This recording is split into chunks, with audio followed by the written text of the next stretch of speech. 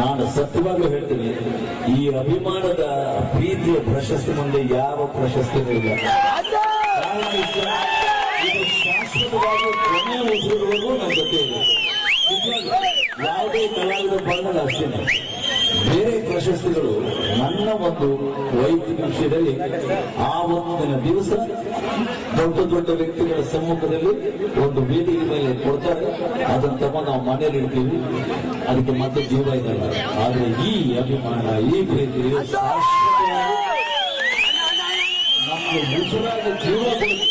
ಈ ಸತ್ಯ ನೀವುಗಳು ಕೊಟ್ಟಿರುವ ಜಾಗ ಇದೆ, ಅದು ಎಲ್ರಿಗೂ ಸಿಗುವಂತದ್ದಲ್ಲ. ನೀವು ನಮಗೆ ಕೊಟ್ಟಿರೋ ಸ್ಥಾನ, ನಾವು ನಿಮ್ಗೆ ಏನೂ ಮಾಡಿಲ್ಲ.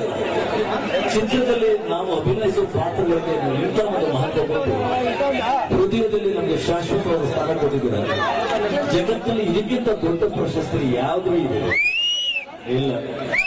ಇದಕ್ಕಿಂತ ಹೆಚ್ಚಾಗಿ ಸಂತೋಷ ಪಡೋದು ಅವನ ಜನಗಳು, ಅವನ ಅಭಿಮಾನಿಗಳು.